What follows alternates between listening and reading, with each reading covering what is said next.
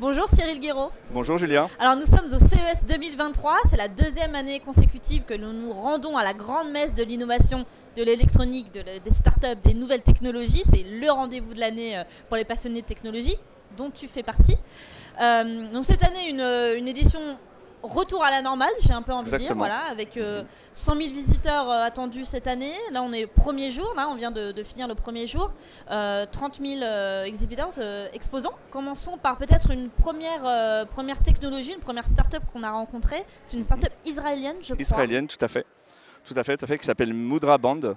Donc ils ont mis au point un bracelet pour les smartwatches, en particulier pour les Apple Watch dans un premier temps, qui va avoir une particularité, c'est qu'il se branche via des connecteurs à notre système neural et du coup va déduire par sa technologie les gestes que nous envoyons à nos membres. Très simplement, je vais faire cette action-là. Cette action se traduit par un système électrique qui va jusqu'à mon cerveau, ou depuis mon cerveau jusqu'à mon membre, justement.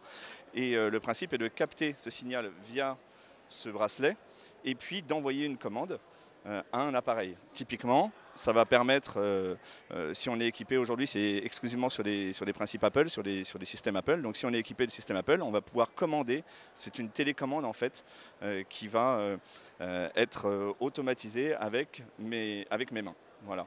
Donc pas besoin d'appareil en particulier, c'est des gestes particuliers. Un peu comme on imagine le film de science-fiction Minority Report. Minority Report, on est exactement là-dedans. On voit faire les gestes, etc. C'est vraiment c'est ça. On a pu voir la démo devant un iPad ou un iPhone, et voilà, on voit la personne faire des gestes comme ça, et ça permet de lancer une application, de décrire, tout à fait. Ce genre d'ouvrir, réduire, zoomer, effectivement, c'est assez intéressant. Donc plein d'applications qu'on peut imaginer en termes de télécommande tout court, voire même pour commander à distance des appareils. Donc ça, c'est une des sociétés qu'on a pu observer, qui a attiré notre attention. Les autres sont la plupart françaises. Hein, exactement. En même temps, on s'est promené aussi aujourd'hui dans l'Eureka Park, qui est l'endroit qui rassemble toutes les startups, et notamment la French Tech. Exactement, qui était très présente cette année. Voilà, donc plus de 200 startups françaises qui étaient présentes. Donc c'est la deuxième plus grosse délégation après la délégation des États-Unis. Donc ce qui est assez génial. On est très très bien représenté avec, pour la première fois en plus, un corner spécifique sur la Travel Tech. Voilà, avec certains acteurs comme Travel Assist par exemple, et d'autres qui ont fait l'effort de venir jusqu'aux États-Unis pour représenter effectivement leur marque. Voilà. Donc nouveauté, la Travel Tech. Et ce qui montre aussi que voilà, du côté de la tech, dans le travel, dans le tourisme, il y a des choses qu'il faut montrer aussi au monde entier. Exactement. Et voilà, ça bouge. Ça bouge. Ça bouge. Et donc dans cette Eureka Park, donc on a vu plusieurs sociétés intéressantes. Hein. On a vu notamment la société Circle. Donc Circle Mobility, c'est donc une entreprise française qui a la particularité d'avoir créé un véhicule pour de l'autopartage uniquement.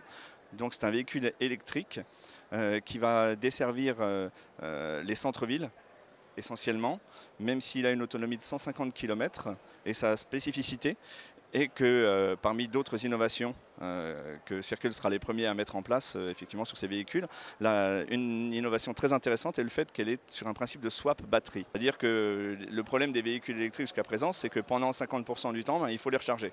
Là, ce véhicule-là n'a pas ce souci puisque ces fameuses batteries que l'on vient swapper, que l'on vient échanger, seront mises du coup à disposition par l'opérateur et changer en temps réel dès qu'on en a besoin. Voilà. Autre start-up française aussi qu'on a pu rencontrer sur place, c'est SkyTed. SkyTed, tout à fait. Mais au point donc des masques un peu particuliers.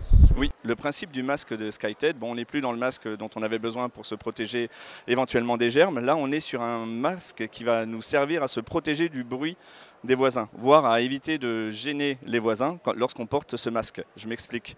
C'est un masque du coup qui va capter le son qui sort de notre bouche et qui va nous empêcher du coup de nuire dans des espaces clos à la tranquillité de nos voisins. Voilà. Donc on imagine évidemment les applications dans du transport, quel qu'il soit, avions, transport public, avion, train, effectivement.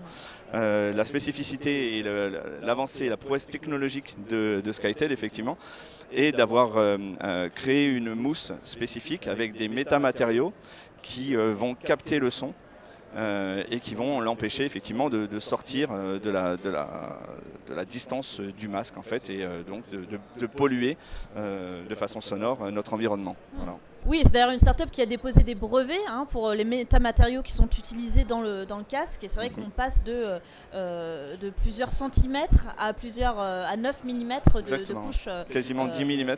Quasiment 10 mm, voilà, pour justement baisser le son finalement du volume sonore de la voix. Très bien, c'était en tout cas une première journée assez riche, on va dire. Oui, ça fait. Et seulement 9 km.